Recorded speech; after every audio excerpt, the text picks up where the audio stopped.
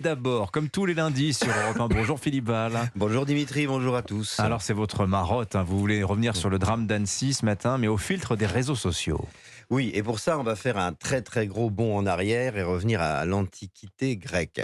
Il est d'usage d'appeler miracle grec ce qui s'est passé autour du 5e siècle avant notre ère, Mhm. entre l'Europe orientale et l'Asie mineure. On évoque volontiers à ce propos la naissance des idées démocratiques, le discours de Périclès, les dialogues de Platon, l'abstraction mathématique de Pythagore et de Thalès, et le feu d'artifice intellectuel qu'ont tiré ceux que l'on appelle les philosophes présocratiques. Mais l'une des inventions majeures de cette époque fascinante, c'est le théâtre. Invention dont le succès se mesure au nombre stupéfiant d'amphithéâtres de plusieurs milliers de places à travers toute la Grèce antique. Ramené à la densité de la population grecque du 5e siècle, c'est une révolution culturelle massive. Mais alors ça répondait sans doute à l'époque à une nécessité particulière. Et oui, une sacrée nécessité. Effectivement, parce que pendant des siècles, on s'est rassemblé autour des autels pour assister à des sacrifices d'enfants, de vierges, d'hommes et d'animaux, dont le supplice était censé faire plaisir aux dieux tout en satisfaisant au passage la cruauté humaine, laquelle ne dort jamais que d'un œil. L'invention du théâtre, qui est une fiction dans laquelle ceux qui jouent partagent avec le public de jouer à croire ce qu'ils jouent, est un rituel dont la vie sort victorieuse, puisqu'à la fin, les morts se relèvent pour saluer sous les applaudissements du public, ce qui est un progrès par rapport au sacrifice, évidemment.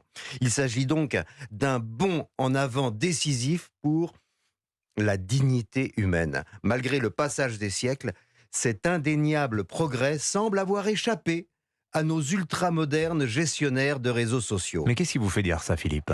Eh bien parce que malgré des demandes réitérées et l'illégalité de sa diffusion, la vidéo du criminel d'Annecy en train de poignarder des bébés a continué de circuler pendant plusieurs jours sur Twitter. C'est un indéniable succès commercial puisqu'elle a cumulé des millions de vues. L'algorithme, réglé pour mettre en avant le plus grand scandale possible, s'en est donné à cœur joie. Les millions de followers de la vidéo se divisent alors en 3 familles. 1. Les policiers et les juges, qui, au péril de leur sensibilité, doivent étudier la vidéo. 2. La foule des voyeurs, hommes, femmes, enfants de toutes conditions, dont la plupart, qu'ils en aient conscience ou non, infligent à leur mémoire une blessure dont ils ignorent les conséquences sur le psychisme. Et enfin, 3. Les forcenés en puissance auxquels cette vidéo offre un modèle à suivre pour un jour ou l'autre satisfaire leur pulsion homicide. Alors précisons quand même, Philippe, qu'aucun organe d'information n'a diffusé la vidéo. Pour 2 raisons. La première, c'est qu'il se trouve quand même des rédactions responsables qui respectent les victimes, leurs proches et un public non préparé à visionner des scènes d'horreur réelles.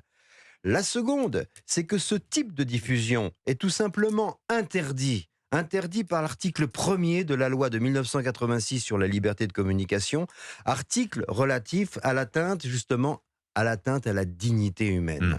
Au début du XVIe siècle, Rabelais imaginait pour Gargantua une liste burlesque de torche-cul.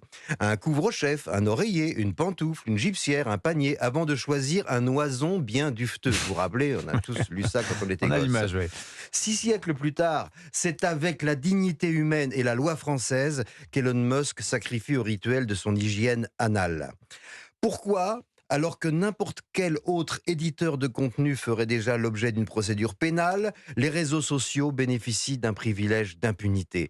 Eh bien, sans doute parce que c'est nous qui faisons le succès d'une machine à balayer en 3 clics une dignité humaine qui a mis 3000 ans de civilisation pour finir à être la nôtre, notre dignité humaine à nous.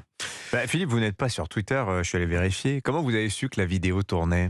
En regardant une chaîne d'infos où une journaliste déplorait sa diffusion sur Twitter. Et c'est le cœur de l'effet pervers. Elle a dénoncé le scandale, croyant le faire cesser. Mais comme le scandale a continué, elle en a fait la promotion. Et c'est ainsi que nous remontons le temps jusqu'avant l'invention du théâtre, où des enfants poignardés pour de vrai font la fortune d'un algorithme. Signature Europe 1, comme chaque lundi sur Europe 1. Merci beaucoup, Philippe Val.